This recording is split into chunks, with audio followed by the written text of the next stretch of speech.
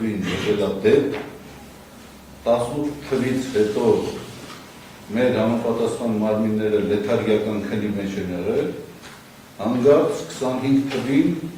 ինչ որ երկնքից տեսիլք են ունեցել, որ պետք է գործը վերաբացվի։ Ու երբ ես քննիչի հետ խոսում եմ, ասում եմ, ինչ հանգամանքներ, ինչ տվյալներ կան, որոնք պարզ չէին, մինչև այս գործի վերաբացումը, ինքը ասում է, պարզել են, որ դուք խոսել եք Պողոսի Պետրոսի Մարտիրոսի հետ։ Ասենք որոշ անձանց հետ։ Ասում եմ, ինքնին խոսելը փաստա, որ ես դրա մեջ ներգրաված եմ, անհեթեթ